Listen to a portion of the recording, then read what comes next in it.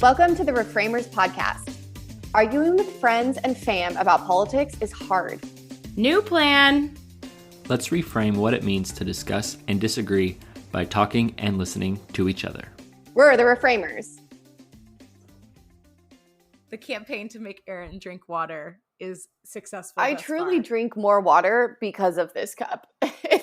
It's like I'm a small child and need to be like enticed into drinking water because like through fun water cups. It's real. It's a real thing. You guys, this is a Ravenclaw tall cup with a straw with like glitter that falls up and down the sides when you turn it. It looks like a toy. Yep. It's over the top, but it makes me drink water. So it's pretty great. I don't bring it to work though. I feel like I might get judged if I brought it to work. You need like a corporate water bottle with a business logo on it to be hydrated. Would one of you like to get started today? I think you should do it, Cass. I can do it, but I think like you come in and you sound more enthusiastic and excited about things than I tend to. I'll do it, but I don't want you guys to feel like I never get to start. We do not feel that way. I can speak for Zach. We have never felt that way. Nope. My introverted friends, I don't understand your brains. I just had a funny vision pop into my head of like if Aaron and I were to do an honest introduction for the podcast, it would be something instead of like, hey everybody, like thanks for being here, welcome back to the Reframers. It'd be like, hey everybody, sorry that you're listening again. Thank you for your time. I really hope it's not too inconvenient. We're going to talk about something and try to make it interesting. Not fake. You guys literally did that for the whole first year. We don't know anything, but we're going to talk anyway. If you want to listen, we're just so indebted to you. Yeah, that's... Yep. Oh my gosh. Well, I don't have like streamers or banners or anything, but I wanted to congratulate you two. And it's been 1 year. Has it? Woo! 1 year. As of last week, we have been the Reframers posting and sharing our nonsensical thoughts and rants and research with our audience since July. I think it was the 8th of 2021. What? Well, congratulations. Happy anniversary. That's awesome. Yeah, good job, guys. Wow, that's so cool. So, haven't said it yet, but hello, listeners. We're so happy you're here. If it's your first time joining us, holy cow. Hi, I'm Cassie. I'm joined with my co-hosts, Aaron and Zach. We're the Reframers, and we talk about politics in a way that doesn't make us want to pull our hair out and doesn't demonize the other side, even when we don't disagree. And as you can see, apparently we've been doing this for a year. If you've been with us for a whole year, we couldn't love you more. We'll try, but I don't think we could love you more. Thanks so much for being here, guys. This is super awesome. And we're excited to have reached 1 year. That's a huge milestone. And yeah, like Cassie said, thanks for being here. Yeah, we've covered some great topics, and I've really enjoyed of our second season kind of jumping into some things that we hope are also just really relevant to what you're seeing in the news right now, because there's a lot out there. So, and our topic today is also like that.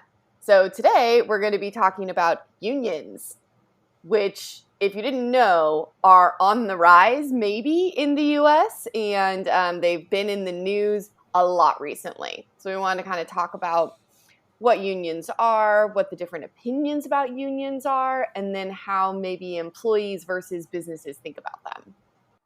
This is so fun because sometimes we come to these and I don't know that something's even in the news. I'm like, what are people talking about this in the news for? But I actually knew this one. I feel like I've seen Starbucks and Amazon headlines. Yeah. So I'm excited to dive in a little bit because my literal only knowledge of this is, again, my mom's a teacher unions. But I'm assuming that that's not how every single union is in the world, or in America. So I'm excited to hear from you guys today.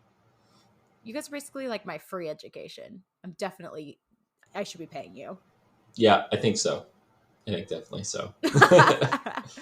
Aaron's the only one that would benefit. I mean, I don't know about that, but yeah, I was thinking about it with unions. I mean, there's whole college classes on like labor organizing and labor history. And I think I remember studying it when I did like AP US history in high school or something.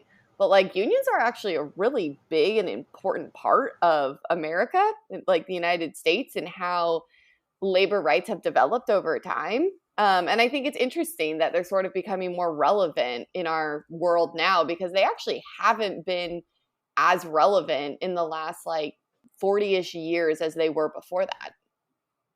For sure in our lifetime, but honestly, yeah, 40, 50 years, we're seeing more prominence of unions and more talk of people unionizing and groups unionizing. And I think a lot of unions still have a lot of power that exists. So some unions are very old in the United States. And so those unions themselves, while they're not maybe always getting the headlines, still hold a lot of power and influence in politics and culture. So it'll be cool to dive into this topic today, especially like Cassie mentioned, Starbucks has had some murmurs of unionization as well as Amazon.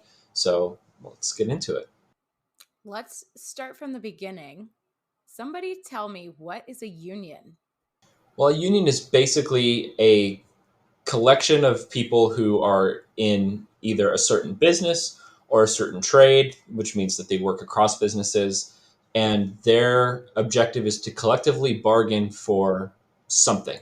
Right? It can be higher wages, it can be better working conditions, but it's essentially saying, as opposed to me anonymously going to my employer and saying, I want a raise, the union and all the members of the union, are forming somewhat of an equal and opposite partner to the business in terms of power, and hopefully try to leverage that power and influence to gain certain things, objectives, benefits.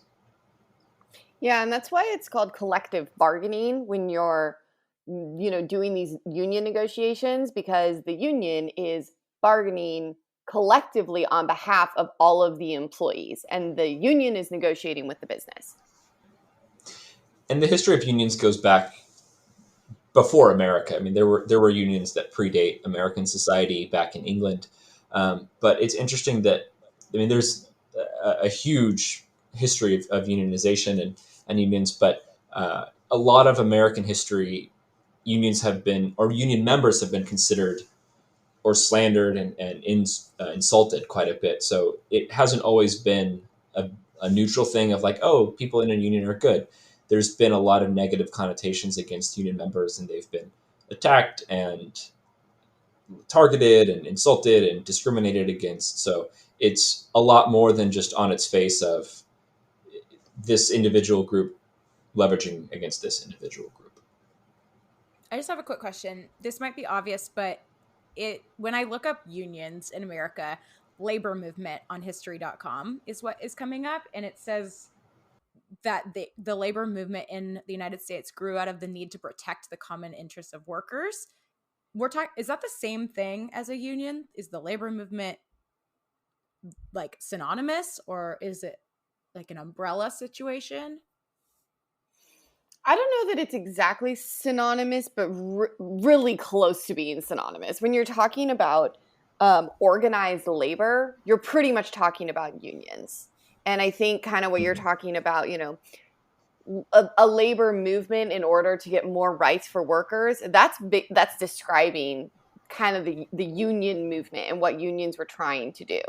So that's not the only way to get rights for workers, but it is one major way that that's happened in the U.S. I mean, politicians can pass laws that grant workers such rights, and a lot of unions do lobby politicians for such laws and things like that. Like, it's not necessarily just the organized labor against the business or bargaining with the business, but a lot of times unions are involved in lobbying efforts too with the government to pass certain laws and things like that, or raise public awareness. So the overall labor movement might be the umbrella, and then unions are just probably a cornerstone and a big part of that overall movement. Yeah, I think that's a good way to think about it. There's a lot of rights that we have today as workers that are protected through federal laws, but they were really supported and advocated for by the unions, who sort of implemented these rights in the workplaces, and then were advocating for them on the broad national scale. So some of those are like minimum wage. That sort of came from these kinds of movements, as did like Social Security, the reasonable hours, limiting the amount of hours you have to work. Safer working conditions was one of the big issues with unions, especially in around like the 1940s and 50s, because of the amount of manufacturing jobs and the danger of manufacturing jobs, and as well as health benefits. So, and I think that one of the reasons we can get into this a little bit more, but one of the reasons there's more interest in unions today, I think, has to do with some of the effects of COVID and people thinking about health benefits and sick leave and higher wages and, those things that the COVID pandemic shone a light on, some of the ways that there were inequalities between different industries, and, wanting to bargain for more of those rights. Because some of those are protected federally or by your state, and some are not. Like, for example, this I just found so interesting. I had to research it for work, but in Texas, there's no guaranteed paid sick leave. And you don't have to get sick leave. That is not a right under like the federal government laws. A lot of states provide it. California requires that you have 3 days of sick leave if you're a full-time employee. But it was interesting, in Texas, Austin, the city of Austin, tried to pass a city ordinance to require private employers to give sick leave to employees. I think they also were looking for 3 days. I remember hearing about this. Yeah. Yeah. It got challenged. I don't know what group brought the challenge, but it was on behalf of private businesses. Went to the Texas Supreme Court, who struck down the ordinance and said, you cannot require private employers to give sick leave to their employees in this state. If they want to, they can, but you cannot require it. So that's kind of an example where if you're a Texas employee and your employer doesn't give sick leave, you might be more inclined to try and join a union because they can bargain on your behalf to get your employer to give you sick leave.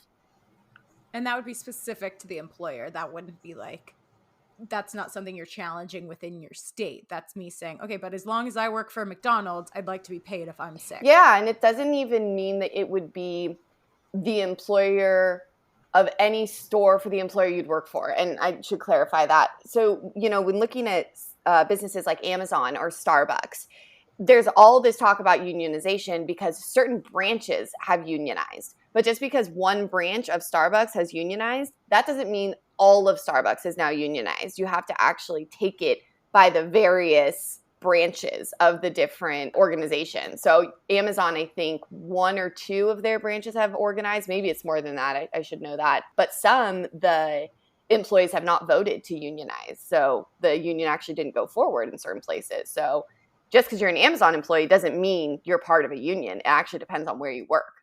I looked this up on Indeed.com. Depending on where you look, you'll get different numbers, but Indeed said that there were 7 different types of unions.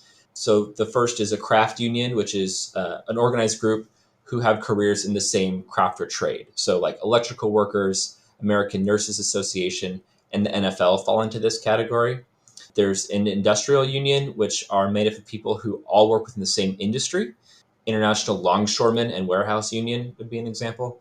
Public service unions, this would be your teachers, workers, your postal workers, your police force. Then there are federations, which are basically groups of unions, so like a hierarchy of unions. There's an uplift union, which are known as friendly unions, and they are used for collective bargaining to serve the social and emotional well-being of their members. So that's less specific and more, emotional, mental health type. Then there's identity exclusive unions, which are organized groups of people who share a common social, cultural, or religious identity. And then lastly are enterprise unions, which is collective bargaining groups that exist within a single company or enterprise. So for example, we were just talking about Starbucks or Amazon. Those would be the enterprise unions, which it's just a smaller group within that one organization. Thank you. So how many was that? Is it like 10 different kinds of unions? That was 7. Depending on where you look, some people will say there's 9 or 14, but this felt encompassing enough for me. So, wow, I had no idea. And those are all distinct. That's not like there's 3 main and then a few of them fall underneath. There are 2 like pretty big broad categories though of public unions and private unions. That's like the important distinction. So private unions are for the private sector. So most people would fall under that category if they were in a union. And then the public sector are if you have a government job, you're working for the government. So that's like teachers, firefighters, postal workers, police, right? Like you're all working for the government. And interestingly, even though I think there's fewer people in the public sector, although I'm not sure the numbers on that, currently more people are in public sector unions than private sector unions, which is a departure from the past. The 3 questions that I asked you guys to prepare before we started was, what type of unions are there in America? Why might someone be for or against a union on an individual level, like just my preference? And then why might a business be for or against a union? And so if you guys could indulge me, I'm going to show my hand. I have an Office quote from the TV show, okay? For my Office fans, this will be familiar. If not, this is from Jan. I'm told that there's been some interest in forming a union and that Michael supported it. Obviously, he's not a friend of yours because he didn't tell you the facts. So let me. If there is even a whiff of unionizing in this branch, I can guarantee you the branch will be shut down like that. They unionized in Pittsfield, and we all know what happened in Pittsfield. It will cost each of you a fortune in legal fees and union dues, and that will be nothing compared to the cost of losing your jobs.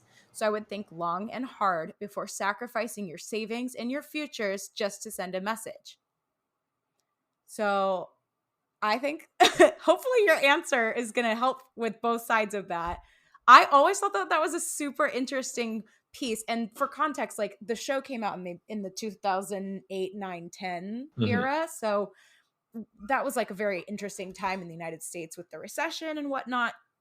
Like I said earlier, my mom is a teacher. She's in the union, has been on the bargaining team, like is very pro-union. But obviously that can definitely, I'm guessing that is different than like being in the private sector. And I just always was confused and didn't understand why some people would be like, I want to be in a union. And then the management would say, no, you can't, you'll lose your job and they'll shut down. I don't understand it. Okay, can I jump in here? There's so many variables, but let's do it. Yeah, so for one, I'm so glad you brought up that Office quote. I watched that scene before we recorded because it was the first thing I thought of. I was like, oh, unions, like this happened in the office. So for one, like 95% of what Jan says in that clip is illegal. You cannot say what she said the way she said it. It's actually against the law for an employer to tell people you will lose your job if you join a union. You cannot do that. What you can do though, and it's kind of ironic that you can do this thing, is you can sort of predict that things could happen that are bad if you do join a union. So you can say, well, we won't guarantee that this branch will close if there's a union, but it's happened before in other places. And so you can sort of insinuate that could be a danger of the current situation. I think it doesn't make a lot of sense that like that's okay, but flat out saying this will close is not okay. But the way that like Jan Levinson Gould, who's Levinson Gould at that time, phrases it, it's you can't just go in and say like, no, you cannot have a union. That's against the law. I think that something that's really interesting about this union debate is that you can approach it from a high level political philosophy direction. And that doing it that way, you're sort of looking at this fight between the owners and managers of business and the employees and workers of business. And that's really a class conflict. And then a question of who the government is helping, if they're helping the employees or helping the businesses. And I think it's interesting because in the 1950s, I mean, a lot of the conversation around unions had to do with like communism versus capitalism. And it makes sense when you're thinking about, rights of workers versus rights of business. That's a very Marxist idea, right? Of rising up against the proletariat or the bourgeoisie, and the proletariat is going to rise up and fight as like this organization of workers. And there were some of the founding trade unionists were socialists, communists, and anarchists. And so you sort of have this element of these really intense competing political theories that go into this underlying debate about unions. And we don't talk about them like on a practical level. There's a lot of practical considerations why like some people might want one and some people might not. But I think it's interesting to think about like what's going on at the high level as well. You scared her away with your answer, Aaron. I scared her away. I have to mention this just because like I knew about this act, but it was just kind of crazy when you think about it. The Taft-Hartley Act of 1947 was a law passed by Congress over a presidential veto and it required union officials to file an affidavit and take an oath that they weren't communists, which feels like a violation of free speech and all sorts of other things. But that was an act passed by Congress because they were so afraid of communists. 1947? 1947. Interesting. Yeah. So there's this tie between like communism and unions. I don't think that's as strong as it used to be. But I don't think so either. There. But yeah, I'm glad that we're mentioning it because I don't think you can talk about unions without acknowledging the fact that by nature, it is a little, I mean, it's called collective bargaining. It's collectivism versus individualism. And that's one of the big, to answer the specific question is why could someone be for or against unions on an individual level? Well, if you're, one of the cons of unionization or being involved in a union from the individual standpoint is if you're a really high performer, you're somebody who goes above and beyond, you're always there, but you belong to a union. It doesn't matter your output because your raise and your pay scale and all that stuff is scheduled. So if you're an individual in a business, you're highly, let's say a salesperson, something like that. You bring in a ton of revenue for your business. You're typically rewarded with high compensation for that because you're a big asset to the business. But if you're in that same situation and belong to a union, it maybe doesn't matter because your union has negotiated with the business that everybody in the company, regardless of performance or whatever, will get a 2% raise every year. So you're de-incentivized in that situation to work as hard as maybe you would. And so maybe from the business standpoint, that's a negative because then you lose that high performer who's going to go seek employment elsewhere.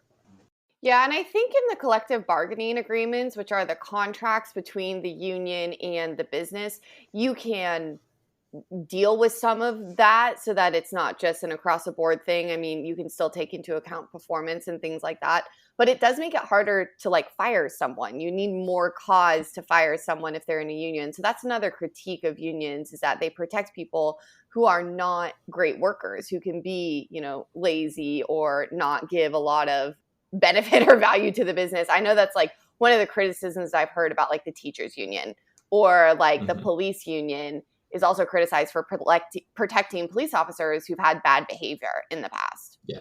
I think it can be a little difficult to frame the question as why would an employee want this versus not want this? Because I think one of the bigger motivators are like, what are the pros and cons of a union and how do they get communicated to employees or through businesses? So like one of the benefits is that you tend to have higher wages if you're a unionized employee. So I saw figures between 11% to 16% higher wages for union employees versus non-unionized employees in the same industry. You can have better benefits on the whole. And also, I thought this was interesting. For certain minority populations, it makes an even bigger difference in what your wages are. So for African-American people, the statistic was 13.7% more that they earned than non-unionized people. And then for Hispanics, it was 20.1% more that they earned, which is significant when you're talking about wage.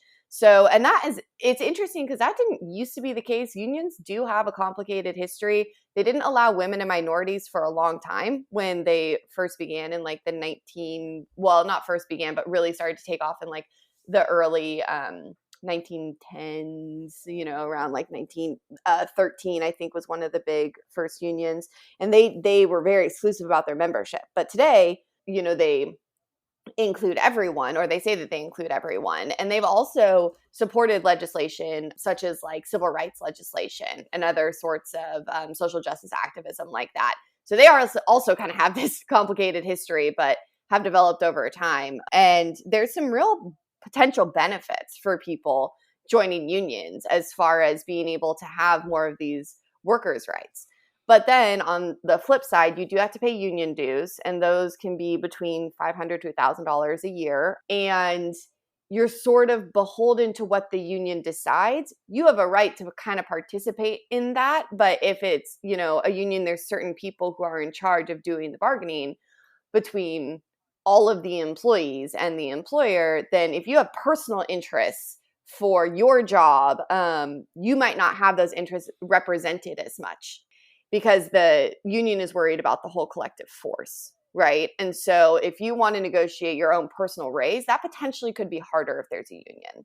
In this situation, a lot of the pros for the individual are cons for the business, and a lot of the pros for the business are cons for the individual. Like if you look at a pro and con list of pros and cons of unions from the individual standpoint, all you have to do is really mirror that, flip the pro and con to see it from the business perspective. So from the individual, standpoint, if you're a union member and you're, collectively bargaining for higher wages, the pro is you get a higher wage. That's great. From the business perspective, the con is you have higher labor fees, labor costs.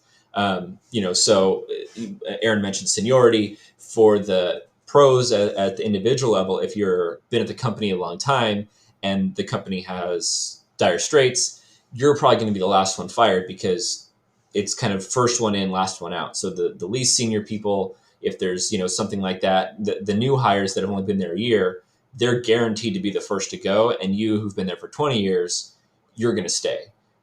Alternatively, if you have somebody from the business side, if you have somebody who's a crummy worker and they've been a part of the union and they've been there for 20 years, you can't get rid of them because they have seniority. And it's, as Aaron mentioned, it's much harder to do. Not impossible, but it's much harder. So really, that's a good way to think about it. If you see a pro list and you're wondering, like, why would a business not want this? Or why would somebody not want this? Well, if you're a business owner, all those pros are potentially cons for you. Mm-hmm. And businesses really don't like unions. And you can just see that in the way that they fight against unions. And there's an entire industry of consulting firms that businesses hire in order to fight unionizing efforts. So, which is interesting. They pay a lot of money in order to not have a union because unions mean that it's more expensive for businesses because they might have to pay higher wages and give more time off and not have as many hours. There's real impacts to businesses. But it's interesting. I was looking into reasons why there might be more interest in unions today than there have been in the past. There's been more support for unions than in the past too. Gallup poll had a statistic that said that the approval of unions is at a high since 1965. Right now in 2021, 68% of people polled were in favor of unions, which is, that's high. That's way more than even a majority. So, we're moving in that direction. And some of the reasons they gave for why that might be the case is kind of similar to the 1950s, coming out of a recession and having more sort of worker power because there's this need for workers, and then seeing the economy recover, although we're kind of going back into a recession now. This is like, kind of during COVID, the economy was still sort of like booming, and now it's kind of like coming back down. But at least last year, that was not as much the case. But looking at that and seeing higher profits and then thinking about wanting to have those higher profits, basically. And I saw this great breakdown. It was talking about CEOs at America's top 350 companies. So they earned an average of $17.2 million in 2018, which includes their exercise stock options. That's 278 times higher what the average employee earned. 278 times higher. The ratio was only 20 to 1 in 1965 and 58 to 1 in 1989. So 58 to 1 versus 270 to 1, like that's a crazy difference. And it makes sense, employees looking at those statistics to be like, why is that person making 17 million and I'm making like 50,000, right? And so you see that and you're like, well, I should be making higher wages. If they're making that much, I should make more. So I think that's part of it too. And then also employees are wanting different kinds of benefits than are protected by law right now.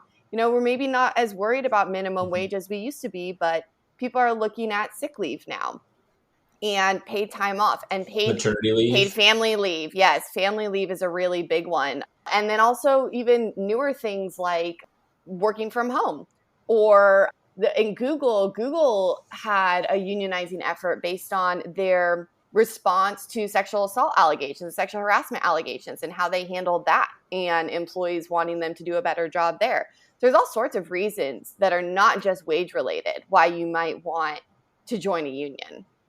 The impetus for the Amazon unionization is the factory conditions. So that goes back to the manufacturing pressures that were unions of yesteryear, where the working conditions in the factories, the warehouses at Amazon were so bad that those workers are trying to get better conditions, right? Not have to pee in bottles, not have to be analyzed at every moment to be as maximum productive, right? Do you know about this, Cassie? The peeing bottles thing?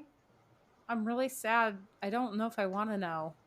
Well, it's basically what you think, that the Amazon warehouses were so high pressure that the workers there were facing just extreme conditions of like they couldn't even go and take a bathroom break because they constantly had to be fulfilling orders. And it got to the point where numerous people, not just like, oh, one person came out and said like, I did it, but numerous people were complaining about like having to like pee at their station to like keep fulfilling orders and things. So, and Amazon at first made a big deal of like, no, that never happens. That's ridiculous. And then they looked into it and they're like, yeah, no, that happened, and we're going to deal with it, basically.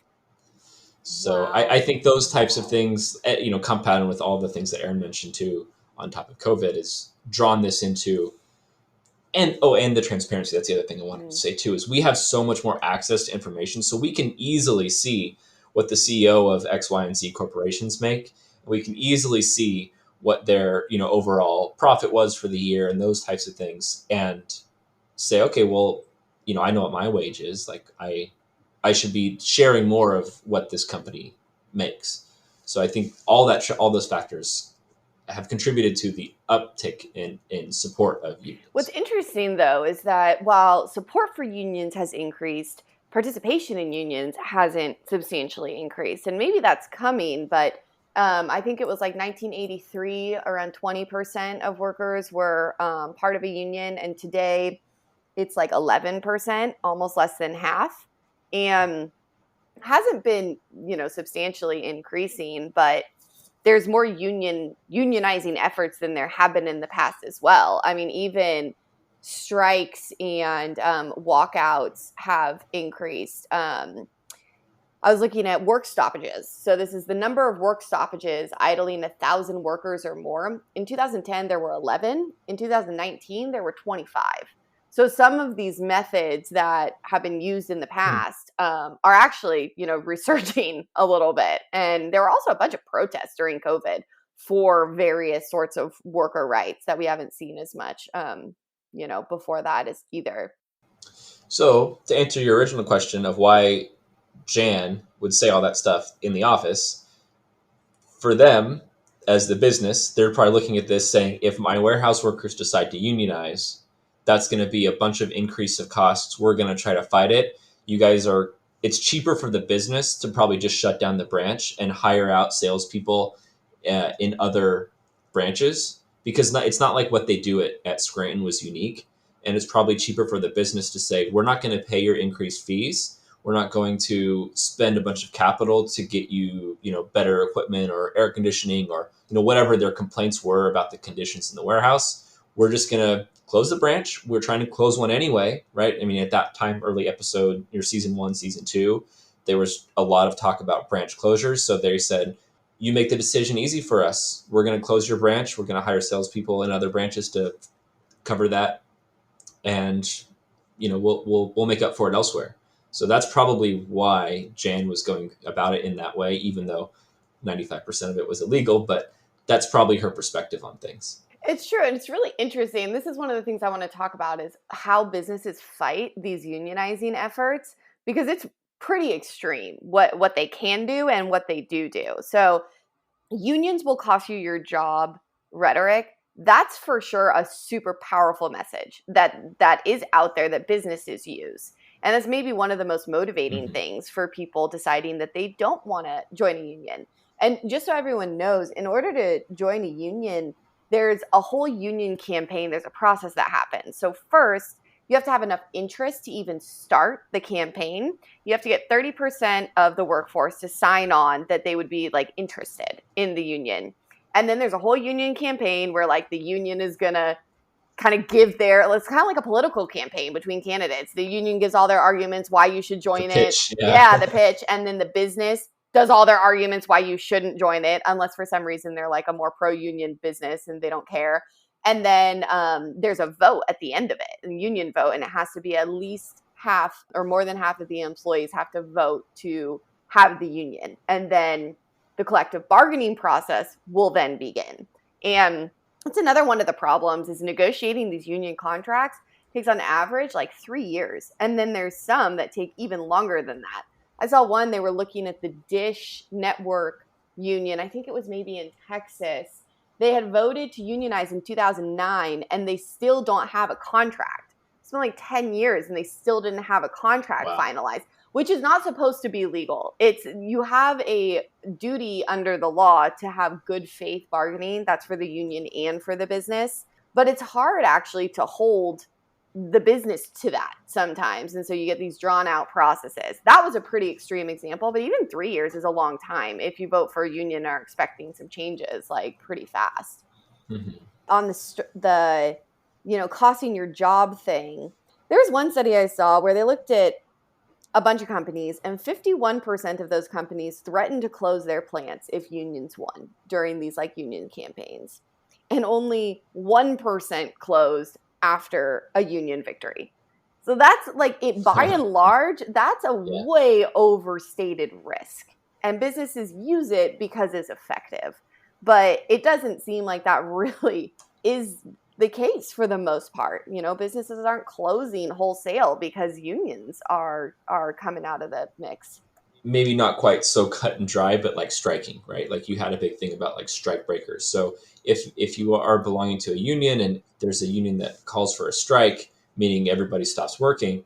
And if you're a union member, I think you have to, not necessarily, I guess it would depend on the contract, but if the union calls for a strike, you have to stop working. Like you can't be like, well, I like my job and my boss is good, I'm going to go in anyway. Like you're a union member, you pay the dues, you have to stop. It's part of that collective agreement.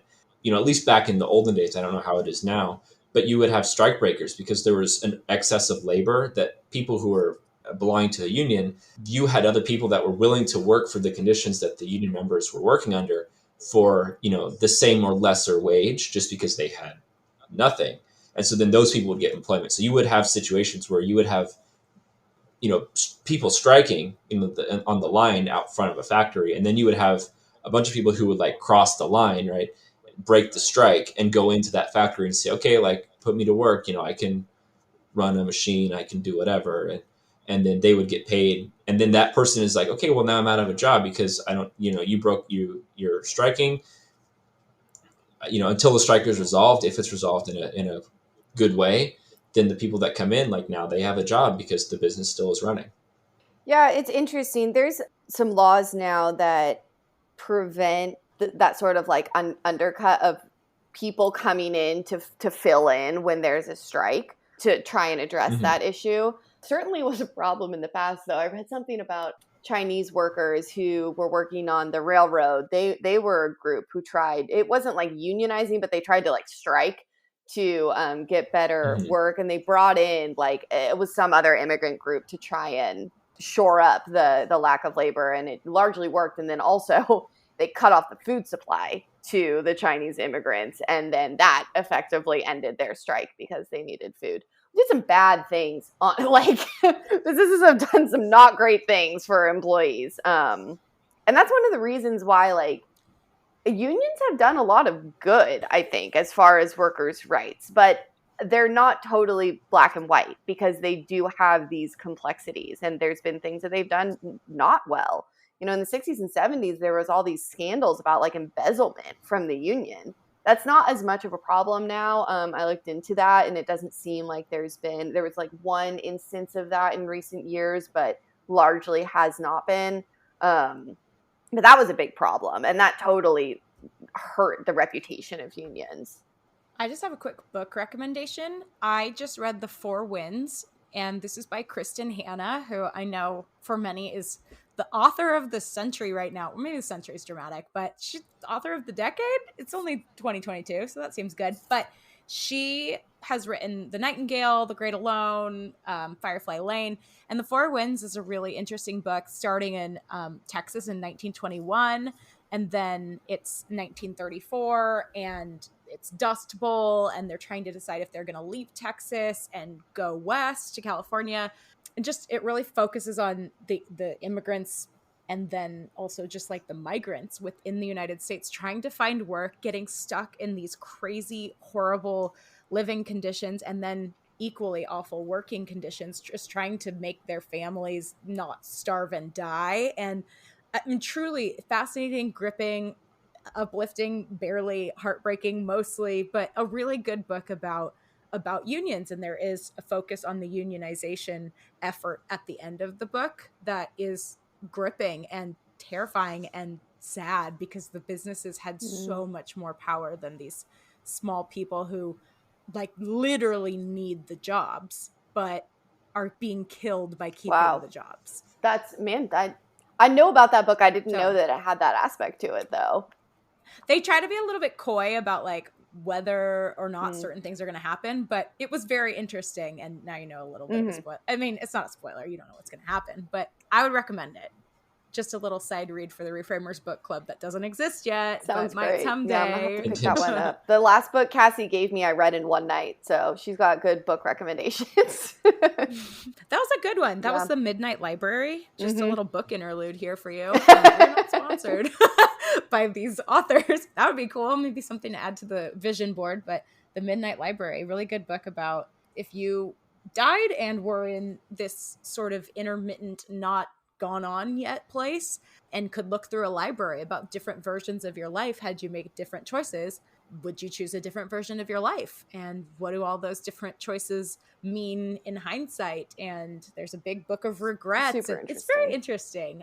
Did you like it, Erin? I thought it was okay. I think I read it too late because it kind of is doing the multiverse thing, which is like all media now. And so it didn't feel as like new of an idea. But it was, there are parts of it I really liked. I liked the end. Yeah. So. I wanted to ask, why is this in the news so much right now? I just want to say one thing about what we were talking about at the end about like some of the bad reputation that unions have.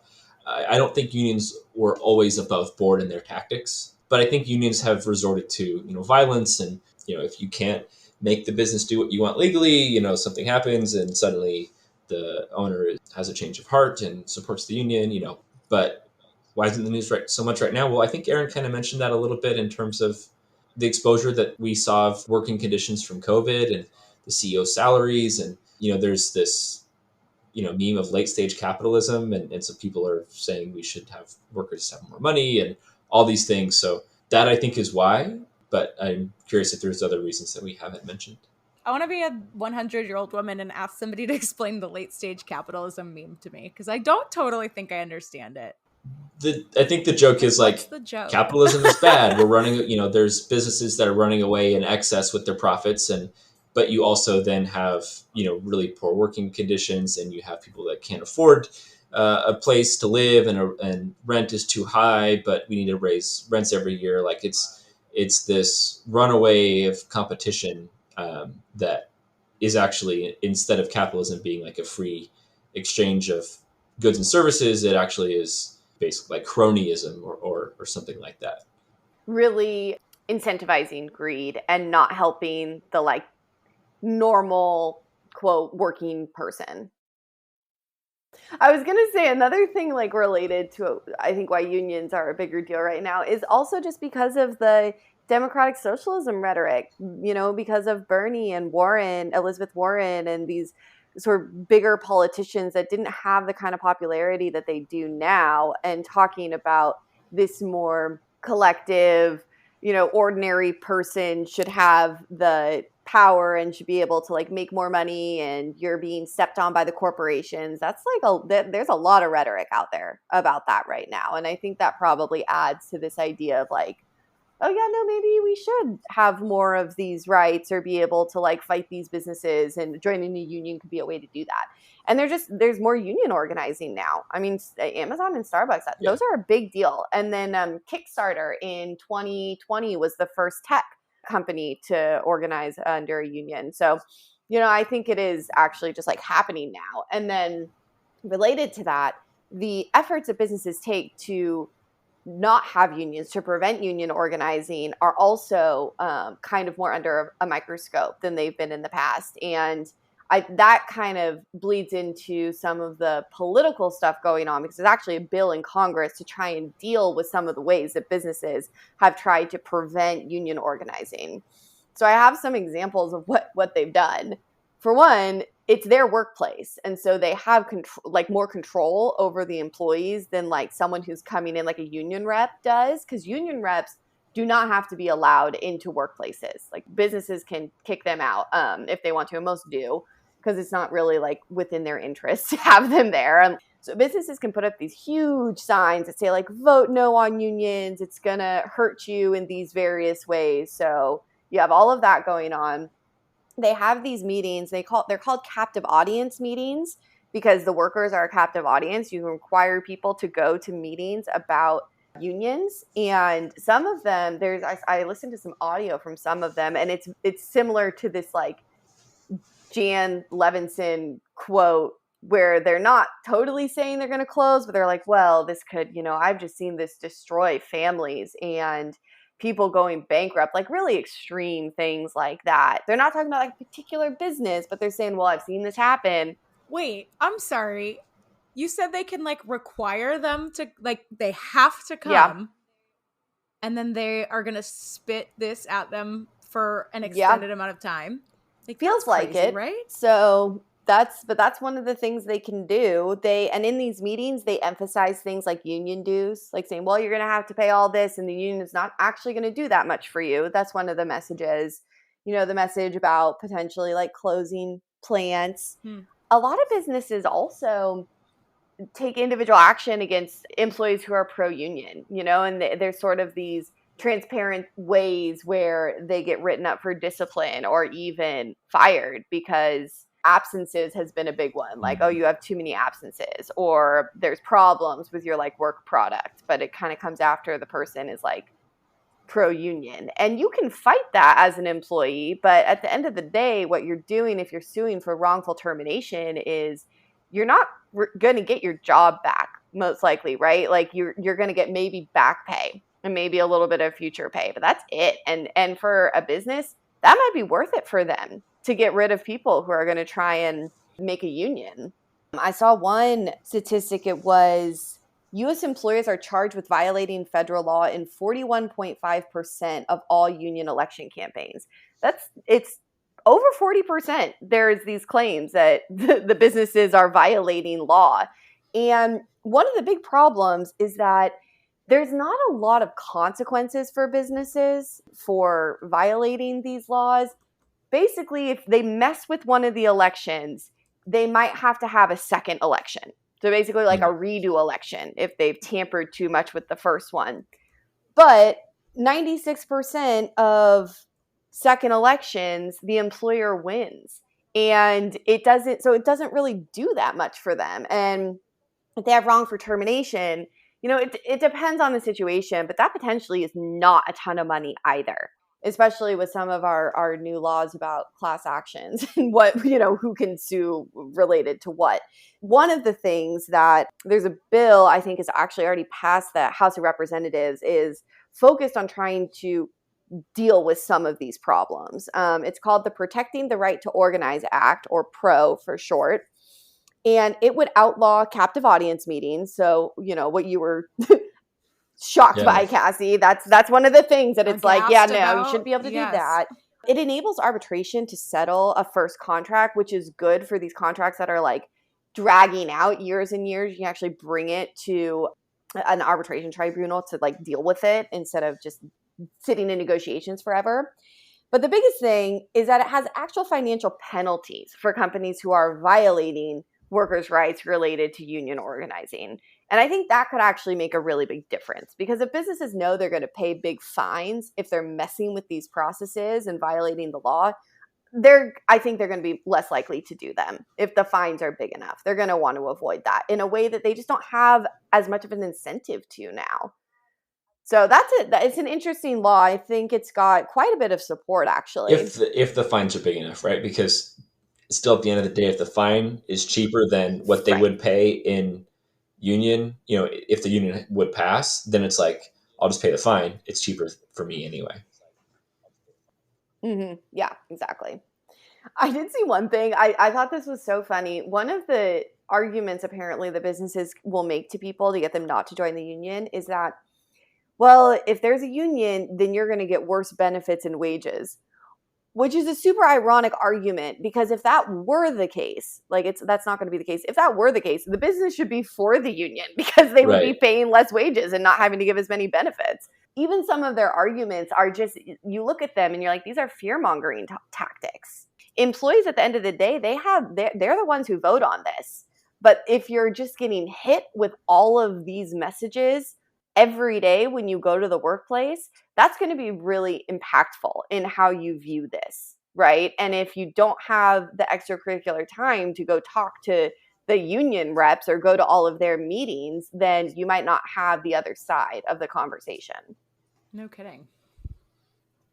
So I think that legislation is another reason why this is more in the news. I'm curious if you guys have thoughts or want to talk about the difference between public sector and private sector unions. Yeah, I don't Sure. have a lot about them, I guess. I have the definition of them, but I don't have a lot of opinions about public versus private sector So unions. But why don't you tell me? I do a little bit because of the difference in philosophy behind the two. So obviously both have similar objectives in terms of collective bargaining and wages, working conditions, et cetera, et cetera. But one of the things that's difficult for me with the public sector unions, and this is partly because of my general philosophy, but also partly because my stepfather worked in a union and was not for he worked for the government and was not for what the union, he said the union doesn't advocate for me. But he still had to pay the union dues and all these things. But basically, if you're a private sector and your Amazon branch unionizes and that increases costs to the company, which I'm not sympathetic to Amazon here, they can deal with it. But if they have to raise costs because of the unionization, consumers have a choice to go shop somewhere else. If you are in a public sector, teacher, police, firefighter, any of those types of things, and the union is bargaining for all of these things, there's no option for the consumer. The consumer is every citizen of the country. And so there's kind of three things that can happen. One of them is the taxes are raised to cover the cost of the goods, right? Because the government needs to fund the government. And if it has to increase wages on some, calendar across the board, they're going to raise taxes for that. Services are going to be cut. So existing services the government provides will be cut in order to pay, or, whatever happens to the additional compensation is never paid, which we kind of mentioned with the long drawn out contract negotiations. So to me, that I think is a pretty big difference. Is if you're a private sector, the consumer has a choice, and if the company ends up going in a bad direction, they may end up going out of business in the extreme case. But for public sector, there's no alternative. We all have to bear that cost of increased wages for police and et cetera, et cetera. Yeah, it's interesting. And also public unions, they bargain directly with legislatures. So that's an interesting dynamic, because they also have a lot of interest in what laws get passed. And yeah, there's overlap there for sure. I guess the issue I see, and I don't know if there's a solution, is like, what else do you do then? If you're a public sector employee and you want to join a union, you just not get to, and that doesn't feel right to me. And unions have really set standards for workplaces having certain rights. And I don't think it's fair if just because you work for the government, you don't have that opportunity. I hear what you're saying, but at the end of the day, it's like if a private business has to increase the cost of their goods in order to cover higher salaries, that's being filtered down to people anyways. So we're always going to be paying more, whether it's for like through taxes, through the public sector, or it's higher, goods through the private sector. But if you don't, say Amazon unionizes across the board, or even to an extent where they do have to increase prices, you say, okay, well, this may be a bad example, but as an alternative, I can go to Walmart because Walmart didn't unionize, even though I think Walmart does have a lot of union membership. But you see what I'm saying? Like there's a way where you can shop the competition because the non-union competitor would presumably have cheaper prices versus, and I think the alternative is you would increase wages based on, yeah, you just don't have unions, and you would have wage increases by performance and things like that are done by merit rather than by just because you belong to the union, you receive the allocated benefit. And I say this because I saw something too that, as you mentioned, that the unions will lobby legislature, and a callback to one of our previous episodes about public and private prisons, that the California Prison Guard Union poured millions of dollars into an influence policy in California. It spent $22 million on campaign donations in the last 20 years to basically have legislatures pass laws that would benefit its union members by keeping prisons more full, which is something that I didn't see anything when we talked about our private versus public prison episode. But that's a whole interesting angle where we were kind of talking about how, the incentive structure for private prisons is a little jacked up because you're basically saying, we need to keep these prisons full so the prison runner can make money. But the California Prison Union is basically doing the same thing at a legislative level by lobbying the legislator to pass laws that would result in, more criminals, basically. Yeah, I think that's a problem. I think you can address that, though, if you wanted to address it, you could just say, you're a public union and you're not allowed to be involved in politics. We do that for nonprofits in large part. I think that you might be able to handle that aspect of it. Although, a lot of times they know about which benefits people need because of how they're doing the negotiation. So you'd have to figure that out. But I want to go back to kind of what you're saying, we'll just go back to a merit-based wage system or something like that. But you could make that same argument. That is the argument that people make for the private ones. I don't think that's the solution. The reason that people want unions is because they're not getting all of the merit-based raises that they want, or they're not getting the benefits that they think that they should have.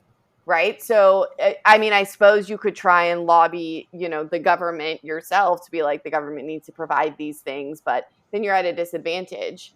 And a lot of the public jobs have really great benefits, partly because of these big public unions. And that does make that the government competes for a labor force too. And that's part of, some people want to work for the government because they have good pensions and good healthcare and things like that. But I don't know that just saying we'll go back to this model of merit-based compensation. That, for one, I think that's too simple because that doesn't address all the other things that you would want as an employee. And then for two, if it's not happening, then how do you deal with it if you don't have this opportunity to collectively bargain? Okay, so take this example. I don't know that I have all the answers to your question, but take, for example, the hiring and firing and the wages, right? Just those two things. And then juxtapose police versus teachers. If you have high performing teachers, you would want those teachers paid well because they're doing a good job. we all had teachers in school that were just like, come in, throw on a video, you're good to go, right? Like low performing, not educating, or worse, right? Same thing with police on the other side. You would want to elevate the police officers that are doing the best job, the ones that have the fewest complaints, the ones that are, out there in the community, the Captain Holtz of police force for anybody who watches Brooklyn Nine-Nine, right? Versus protecting the bad teachers or the bad police that are in a position where they still get paid, they still have job security, they're still retained because they belong to the union. So I don't think that it's an unequivocal bad that, and that's definitely not what I'm saying here, that you should just disband unions. But I think from a public sector standpoint that it allows for some degree of rot or decay or malaise to take effect in these organizations where both of those two jobs come under heavy criticism for leaving bad cops on the payroll and whatnot. So I don't think it's just such a thing that unions are good because they've done good in the past. I think that it needs to be looked at, because I don't think it's an unequivocal good. Well, for one of my listeners who has been requesting us to talk about police forever and ever, this is your bite-sized piece, Amanda. Because yes, I want to talk about unions protecting people like some police officers or just corrupt people in other industries who don't deserve to be protected. Who don't deserve the merit, Is right? that too harsh to say? I don't know. But basically, they're being protected.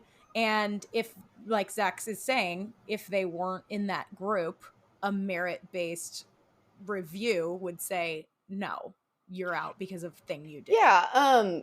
First of all, you brought up Brooklyn Nine-Nine. This is just going to be an episode littered with pop culture references. I was just going to say, did you guys watch the final season of Brooklyn Nine-Nine? Yeah. Super political, for one. Yes. Really, really interesting, because it's, this comedy about a police force, and their final season came out right after a lot of the Black Lives Matter protests and the renewed focus on police and police brutality. So it was kind of interesting how they handled it. But they have the union rep for the police department is one of the main antagonists of that final season. And it's John C. McGilly, or McGilligy, however you say his last name. He's Dr. Cox from Scrubs. Yeah. McGinley, yes. But Dr. Cox from Scrubs. And he's really good, he's really over the top, and the way that he sort of twists things of no, the police are just protecting themselves. They're doing their duty when the police are behaving badly. I think that's a totally fair point. There are problems with the police union. I think there's problems with the teachers union. So I agree. I don't know that it's just you look at unions. I think they've done a lot of net good, but that doesn't mean that it's oh, it's a union, it's automatically a good thing, And I think unions have a complicated history, and they have problems right now.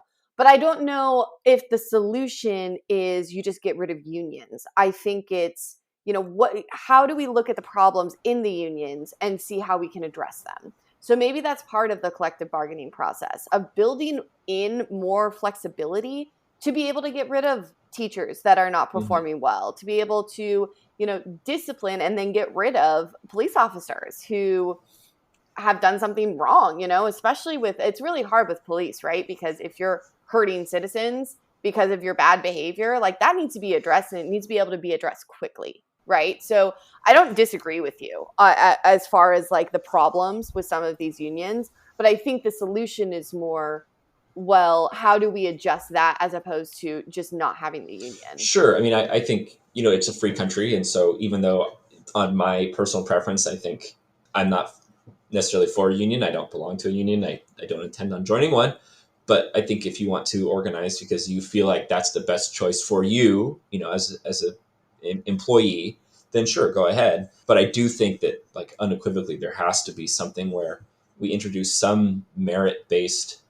I would like pay scale introduced. I think that makes sense to me. I think if you're a great teacher, you deserve to be compensated for that. I think if you're a lousy teacher and you think you're a great teacher, that doesn't necessarily mean you should be compensated like everybody else. And then the retention, right? Especially the case is so clear for police. But if you're underperforming to whatever job standard your job is, you don't need to be kept, especially if the taxpayers are paying for it. Like the average needs to be, I think, higher because we're all paying and contributing to that, and are, to reuse the term from earlier, a captive audience. We can't be like, well, I'm going to go hire, Joe Police down the road. Like that doesn't exist. So I think the standard has to be higher.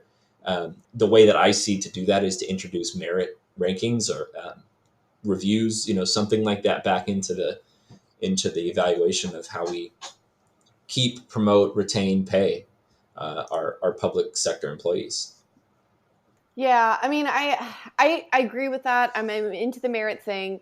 The problem, though, with some of the merit-based stuff is that it can be manipulated easier, I think, than if it's just flat based on, how many years you're there or what kind of job you have. I worry about disproportionate impacts on like minorities and women when you go to merit. I don't think that has to trend that way, but it has in the past, and I'd be concerned about that. Is it as much of a concern because public pay is transparent? It has to be disclosed versus like if it was in a private setting, it's not. It doesn't have to become public knowledge. But if there's a report that has to be generated anyway because we're accountable to where that money goes, then it maybe minimizes that risk. Yeah, I think that helps minimize the risk for sure. It definitely can assist with that. Yeah.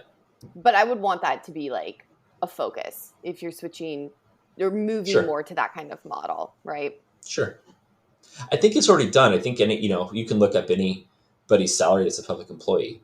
So I think if there was, it's more just like making sure then that you're analyzing that data and paying attention to it, that there's procedures for people. And just because like one of the problems, I mean, even with like the police, there's a lot of police forces that are not super diverse. And that's a problem that many police departments know about, and they're actively trying to recruit, for more diverse police forces. But that could really impact you if it's a merit-based system. But you're right. Like, if you have public data on it and someone keeping track and tracking it, then maybe you address that problem somewhat. Yeah.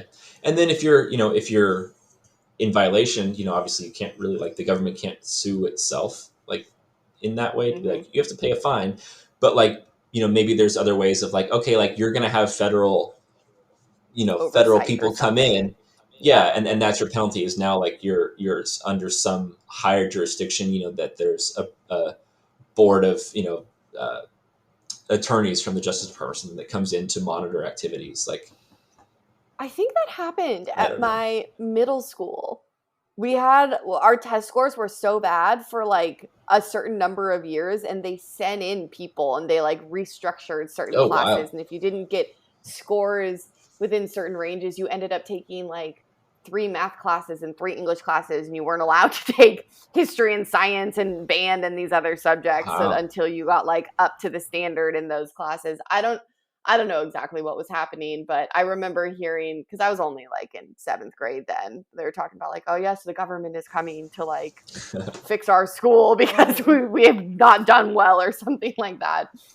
Ronald Reagan would be repulsed. He would be repulsed, but at the same time, the school is actually like doing much better now. So I don't know if it was because of that, but sure, I think it did turn around. I have a question, just jogging back a little bit, and you talked about from personal experience that your stepdad, my father-in-law, being in a government job and not being a member of a union. And like, did I miss it? Can you simplify, like, why would you look at if a union's handing you a pamphlet and says you get all these things? So maybe you don't have to be specific about I don't know the particulars of what he was for or against, but he had a government job through the state. I think it was a state at the time. And that job basically was, you belong to a union in that job, whatever that job was. And so the union was bargaining for things, but those were things that he didn't want bargained for. They didn't represent his interests. And yet he had to pay however much a year in union dues for those interests to be argued for. So I think that changed recently. So a business can require you being No, he's public. Remember, he has to work for California State Fish and Game. No, I know, but I guess I'm saying I don't understand. If he opted in, whatever the structure was, belonging to that public sector job, working for the government, he had to belong to the union and pay union dues. Or maybe he didn't have to belong, but he had to pay the dues, something like that. Regardless, his beef was, I have to pay union dues because my job belongs to this union, but they didn't represent me. And I think in 2018, there was a Supreme Court decision that changed that, where he could then opt to withhold his funds. I don't know. I tried to look. I couldn't see what the decision was. But I remember him celebrating, like, oh my gosh, I finally get to keep. Basically, he got like a 5% raise or something because he didn't have to pay into the union anymore that he didn't believe in.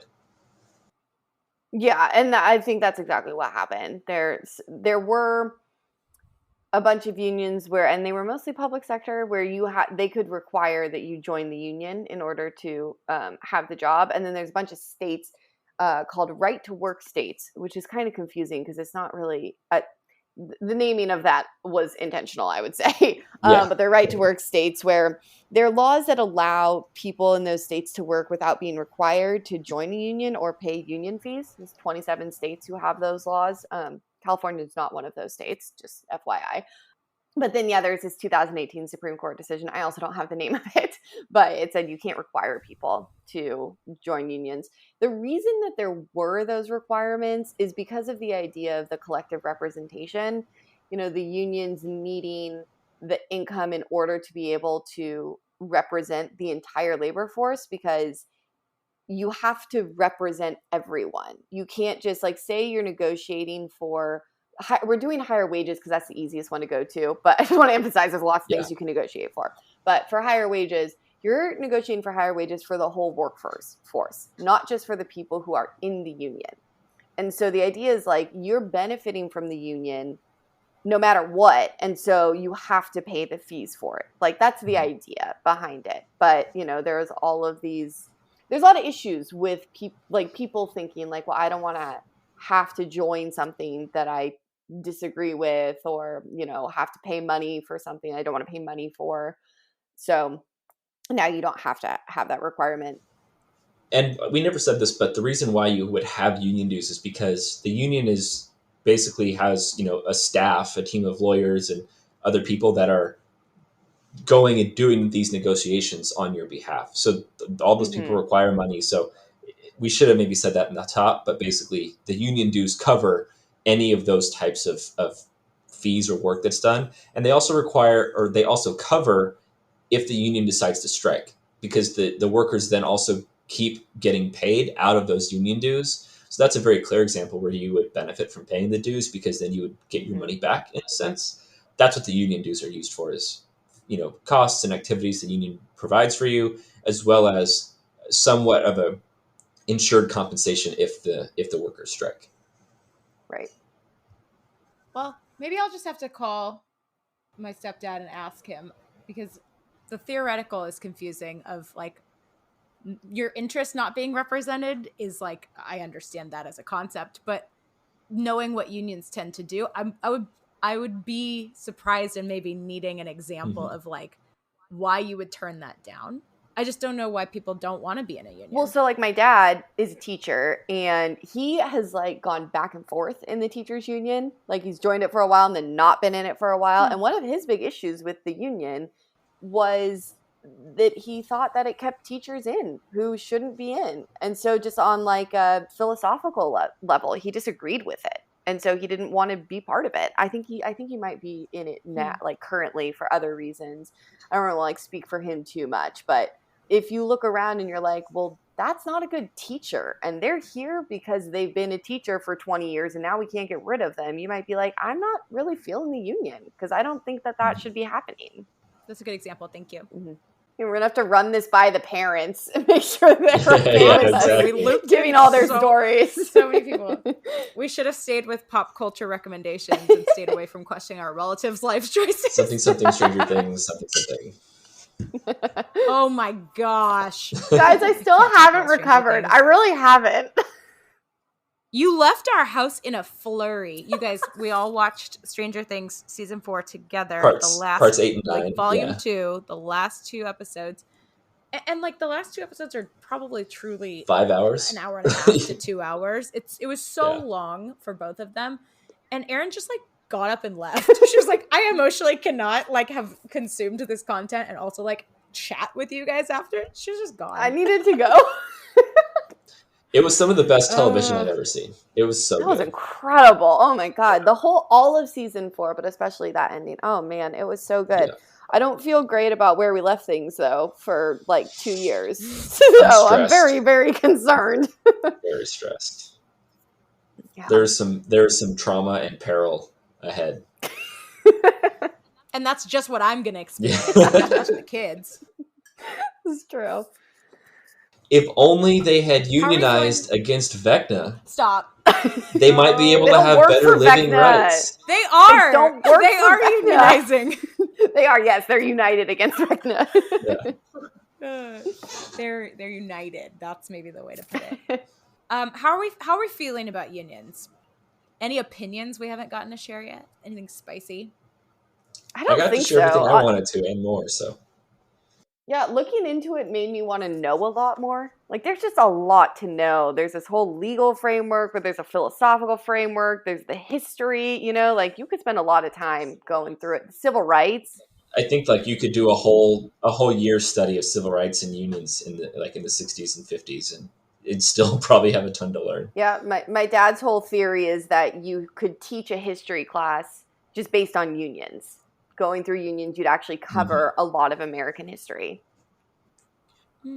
I think that's true, actually. I believe that because there's a paper that I referenced. I didn't read through the whole thing, but I referenced a lot of it from the Mises Institute. That's the history of labor unions, and it's from literally colonial times through 2009, and it's quite a lengthy article. I have a general public opinion question.